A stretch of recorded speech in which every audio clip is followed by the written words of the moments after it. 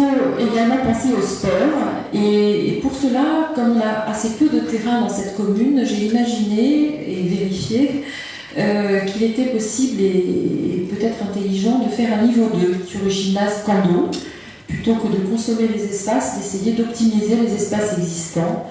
Voilà, sur le gymnase Maxime Kando, de faire un niveau 2 pour accueillir davantage de clubs sportifs. Nous voulons également diversifier l'offre de sport, notamment les sports nature.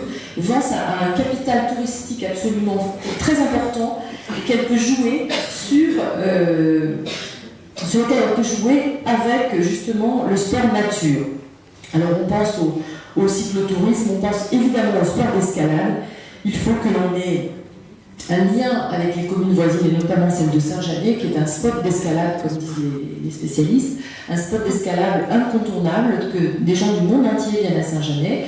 Et il est vraiment dommage que Vence ne puisse pas bénéficier d'un club d'escalade digne de ce nom, également de randonnée équestre et pédestre, à travers notamment la forêt de la Cine, dans laquelle on a un projet touristique, de circuit touristique entre nos communes, à la fois à pied, mais aussi pour des allées cavalières, de manière à faire venir du tourisme, non pas du tourisme de masse, mais du tourisme qui vient pour de la culture, pour des choses très spécifiques, et à organiser des séjours hôteliers ou chambres d'hôtes avec les communes, les 4 communes du massif de la Cine. Nous voulons organiser également du cyclotourisme. Je ne sais pas si vous le savez, mais il y a là un potentiel économique assez important. Il y a énormément de gens, des Américains, des Allemands, des gens d'Europe du Nord, mais aussi d'Asie, qui viennent avec leurs vélos. Alors j'étais fascinée d'apprendre le prix de ces vélos. Parfois 10 000 € un vélo, ils le mettent dans un avion spécial et ils viennent en France pour faire du cyclotourisme. Où faire du cyclotourisme mieux que dans les Alpes-Maritimes, je vous le demande. Il y a des communes du Haut-Pays, comme chez mon collègue Robert Velay, qui déjà ont mis en place des circuits de cyclotourisme, et c'est un développement économique important, parce que ces gens-là, vous l'aurez compris, ont pas mal d'argent et circulent évidemment dans les hôtels, dans les restaurants, dans les commerces de ces villages qu'ils traversent. Donc nous mettrons en place également des circuits de cyclotourisme, une piscine ouverte à l'année. Alors je ne vais pas vous dire, on va couvrir celle-là, on va en faire une autre, on va la poser à tel endroit. Voilà, on est d'accord tous, il faut une piscine couverte à Vence.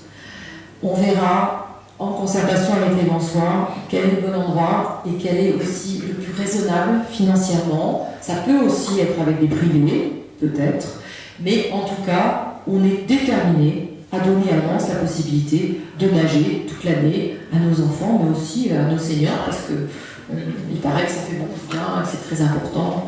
Et donc, on est tous d'accord pour aller nager. Et je pense que Vence, et à nouveau le moyen pays, pas seulement Vence, mérite une piscine intercommunale, peu importe, mais en tout cas une piscine, avec en tout cas l'appui de la métropole, ça me paraît important. Nous voulons également programmer, et là je dis bien programmer, ça veut dire réserver des terrains, ça veut dire imaginer le futur, programmer un stade du moyen pays.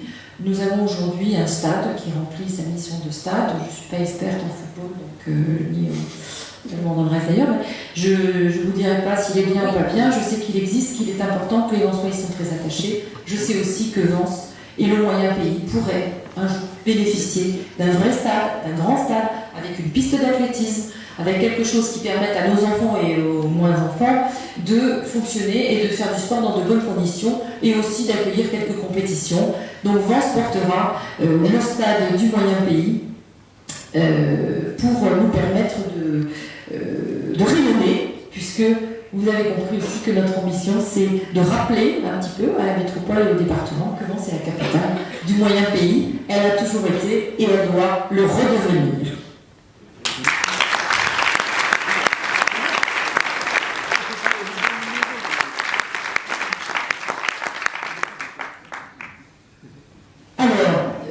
Je crois que là on a fini, étudier et planifier, voilà. Alors toujours dans le quotidien, il y a le mieux vivre ensemble. Pour ça, je voudrais quand même rappeler un préalable. Vence est une ville provençale et culturelle, et elle doit garder son âme. On a vu depuis quelques années la ville perd son âme. En tout cas moi c'est comme ça que je le ressens. À plusieurs égards, par des aménagements publics qui n'ont rien de provençal, qui n'ont rien d'authentique, par des constructions qu'on laisse faire qui ne nous conviennent pas, et aussi parce que, il faut le dire, il faut en parler, parce qu'on a une communauté vansoise qui s'est faite infiltrer par un sectarisme, un communautarisme, par l'intégrisme religieux, violent, fort, hein, qui aujourd'hui fait que la communauté musulmane vansoise est inquiète. Certains se sont un petit peu laissés entraîner, on voit des changements qui sont quand même symptomatiques, hein, dans le tenue, dans le comportement, etc. Et puis certains ne se laissent pas entraîner, mais sont extrêmement inquiets. J'ai rencontré beaucoup de mamans de confession musulmane qui m'ont dit « Moi, je ne laisse plus sortir mon gamin tout seul. Il a 14 ans, il a 15 ans, j'ai peur qu'il vienne me le récupérer. » Et c'est pas des fantasmes. Vous avez vu dans la presse il n'y a pas longtemps que c'est la réalité. Eh bien, il n'est pas question d'envoyer à ces gens-là, qui ne sont d'ailleurs pas des Vansois, qui viennent du littoral, régulièrement, chaque mois, parfois chaque semaine, infiltrer la communauté musulmane qui vivait très bien en avance et en très bonne intelligence avec tout le monde. Il n'est pas question de laisser ces gens-là continuer leurs basses œuvres, continuer à implanter à Vence une secte que l'on n'accepterait d'aucune autre religion. Je pense que l'on se mobiliserait tous si on avait un mouvement sectaire qui s'implantait sur la ville. Eh bien, avec la même force qu'on le ferait pour une autre secte, m'insurger avec la communauté vansoise tout entière, avec la communauté musulmane qui est concernée, avec aussi la communauté des femmes, permettez-moi de vous dire, qui sont aussi concernées par ce mouvement. Et je pense que l'on a la responsabilité de regarder ce problème en face, de dialoguer avec les forces de sécurité qui m'en ont parlé à plusieurs reprises, et d'envoyer à ces gens qui sont des sectaires un message fort comme quoi ils ne sont pas les bienvenus à Vence. Aujourd'hui, ils vont à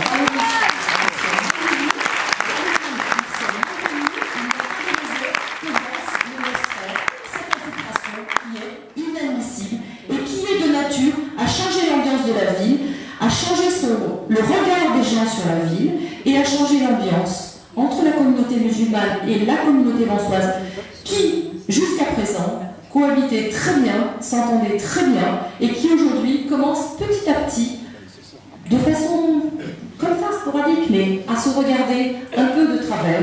Eh bien moi je veux que les mamans qui vont à l'école le matin, qu'elles soient de confession juive, qu'elles soient de confession musulmane, qu'elles soient de confession catholique, ce que vous voulez, ou totalement athée, qu'elles puissent aller à l'école le regard haut, avec leur religion dans le cœur, que la religion reste dans le cœur, et que le domaine public et que la vie publique, la religion, sur le domaine public et dans la vie publique, la religion doit rester à la place qui est la sienne, c'est-à-dire la religion relève de l'intime, du personnel, de la maison, éventuellement du lieu de pratique de la religion, mais en tout cas, en aucun cas, sur la place du Grand Jardin, et en aucun cas pour remonter les gens les uns contre les autres. Je vous le dis, nous lutterons aussi fortement contre l'intégrisme que contre les idées reçues, parce que j'ai toujours eu d'excellentes relations avec la communauté musulmane, et ce qui me fait peut-être le plus mal au cœur dans toute cette affaire, c'est de voir de quelle manière des gens qui sont des gens bien, qui ont toujours été très intégrés et très impliqués dans la vie vansoise, se retrouvent aujourd'hui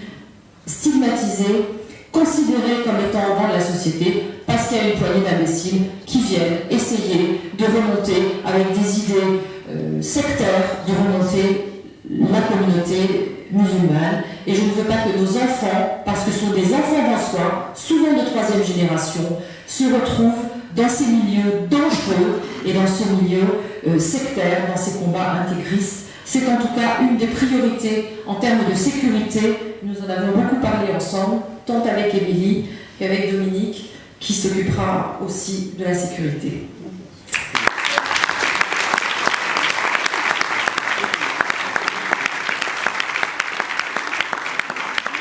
Je l'ai dit tout à l'heure, le Conseil supérieur de prévention de la délinquance, qui avait été impulsé par Christian Iacono il y a une quinzaine d'années, que nous avions été en préfecture pour le monter. Ce Conseil supérieur de la prévention de la délinquance ne se réunit jamais, il s'est réuni 2 fois dans le mandat. Donc il est important qu'il se réunisse à nouveau pour l'ensemble des problèmes de délinquance. Je mets évidemment l'intégrisme religieux et le salafisme au nombre des sujets de délinquance, je le dis clairement, mais il n'y a pas que ça, il y a aussi des problèmes de délinquance qui sont bien éloignés des problèmes de confession, quels qu'ils soient, et ces problèmes de délinquance doivent être pris à bras-le-corps. Ils ne le sont pas aujourd'hui, et je souhaite qu'ils le soient, et là aussi, un dialogue rapproché avec les forces de sécurité, mais aussi avec le procureur, avec Grasse, nous amènera à avoir une situation qui s'améliorera, je l'espère.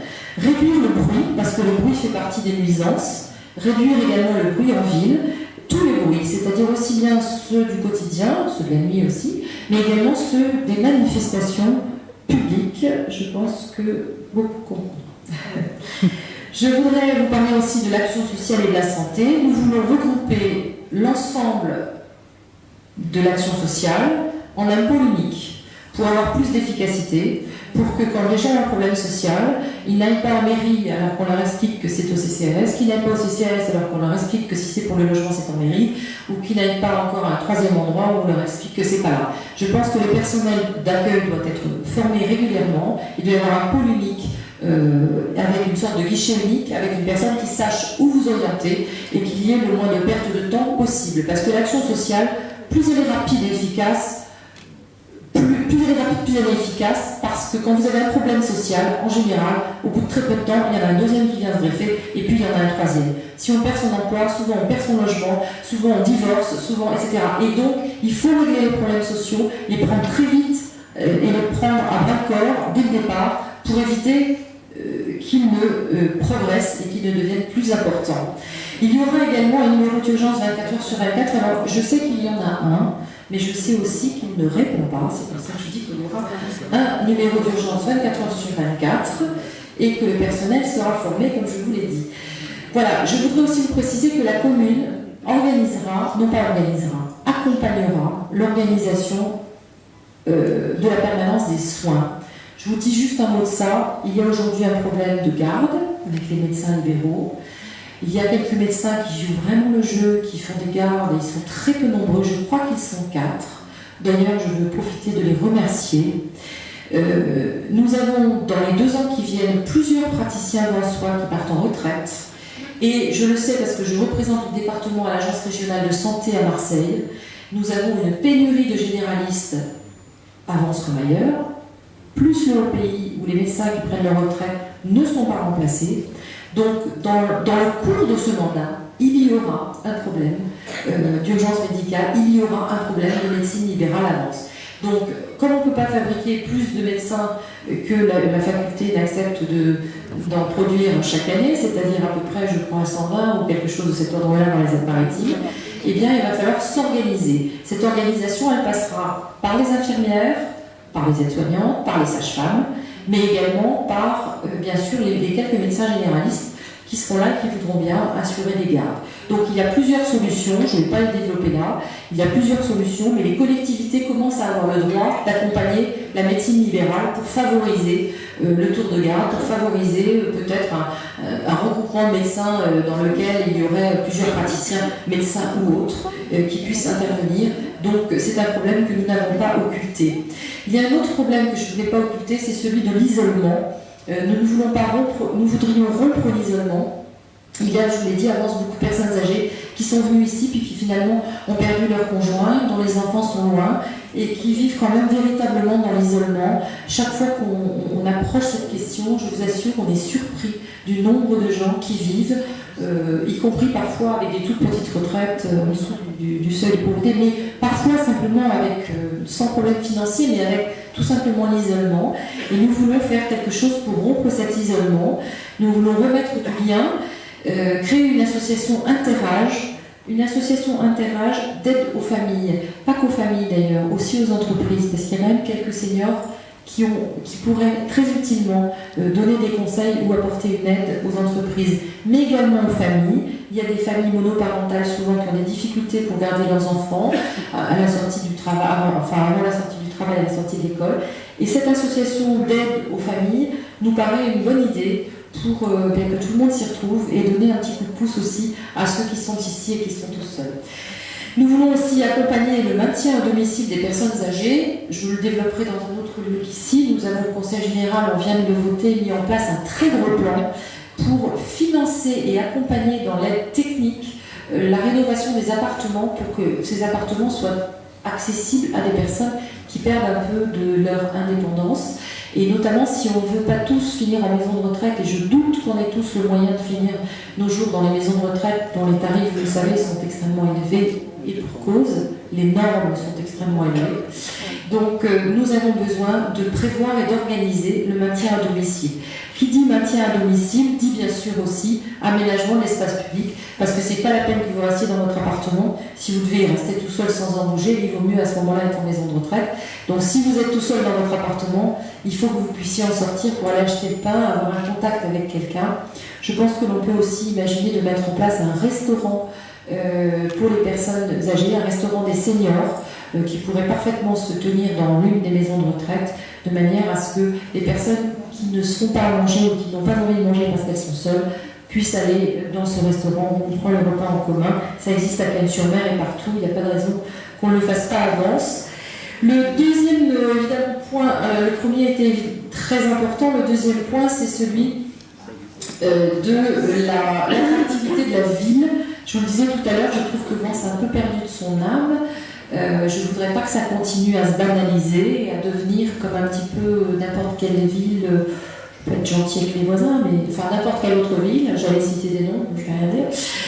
En tout cas, sur le littoral, on a quelques exemples de villes qui se sont fondues complètement dans la banlieue de Nice, et je pense que ce serait dommage que Vence devienne comme ça. Donc je voudrais qu'on assure son attractivité, pour évidemment dynamiser l'économie et surtout essayer de redonner de l'emploi. Aujourd'hui, sur les 8000 personnes qui travaillent, il y en a 5000 qui quittent Vence tous les jours, c'est quand même énorme. Il faudrait qu'on arrive à inverser ça.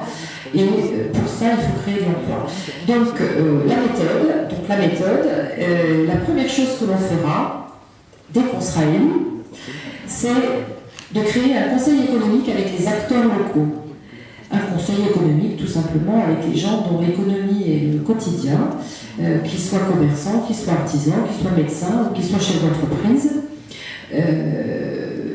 Donc, ce conseil économique nous permettra d'avoir un retour régulier de la pertinence des actions qu'on mène, parce qu'on peut toujours penser qu'on est plus intelligent que la moyenne, et prendre des décisions, mais si on persiste dans ces décisions alors qu'elles ne sont pas bonnes, on n'a rien gagné, et Vence a tout perdu. Donc je crois qu'il faut arrêter ça et avoir vraiment un dialogue avec la population, et là en l'occurrence avec des gens qui sont directement concernés et spécialistes. Le deuxième axe, bien sûr, c'est la promotion de la ville à l'international. Et ça, c'est un point extrêmement important parce qu'aujourd'hui, si vous allez sur les sites, vous verrez que Tourette, mais également Saint-Paul sont des villes qui ont réussi la promotion de leur ville. Et puis Vence, eh bien écoutez, Vence est une station touristique et Vence n'a même pas, la station touristique n'a même pas un site internet dédié. C'est-à-dire que si vous voulez savoir ce qui se passe en termes de tourisme et de promotion touristique, il faut aller sur le site de la ville. Vous avez aussi bien le PLU, le fait que le maire était au marché samedi dernier avec je ne sais pas qui, enfin voilà. La promotion touristique, ça se fait quand on a un niveau de station touristique comme Courchevel ou comme ville du bord de mer, Biarritz. Eh bien, quand on a ce niveau-là, on doit avoir un office de tourisme qui soit digne de ce nom, qui soit représentatif de la ville. On doit avoir une signalétique dans les rues qui soit également représentative. On doit avoir aussi une promotion de la ville à l'international. Pour ça, évidemment, il nous faut quand même avoir des gens qui connaissent ce métier, des gens dont c'est quand même le métier, mais aussi un petit peu l'expertise. Et donc, j'ai demandé, vous le verrez dans la liste, j'ai demandé à des gens dont c'est la compétence de nous accompagner, parce que je pense que si on veut vendre Vence un petit peu à l'international et faire venir des étrangers. Bon, déjà, il faut parler leur langue, il faut être capable de présenter la ville et de présenter les grands enjeux touristiques et culturels de cette commune. Donc nous avons, merci à Patrick qui nous a fait ces petits dessins charmants, nous avons donc, il me semble, si vous voulez, que pour être cohérent, il faut que toutes les politiques publiques tendent vers une seule chose, c'est l'accueil du visiteur, l'accueil du visiteur, l'accueil du visiteur. Ça passe évidemment par mettre en valeur le patrimoine naturel et historique. Je vous donne un exemple avec la promotion de la pierre de la Cine et de la forêt de la Cine. Je suis très attachée à la pierre de la Cine. Il n'y a que 2 endroits dans le département où on a cette pierre-là, c'est la Turbie et Vence. C'est une pierre extraordinaire. L'architecte des bâtiments de France vous le dira. C'est véritablement un trésor qu'on a là. C'est pour ça que j'avais voulu le pérenniser, comme disait Jacques tout à l'heure, dans le PLU, le poste de 98.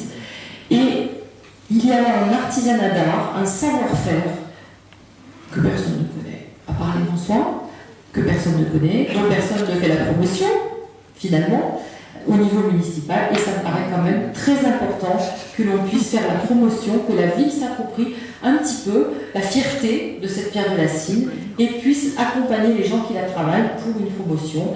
De même avec la forêt de la Cine, c'est le plus gros massif forestier du département sur la zone littorale, je ne sais pas si vous le savez.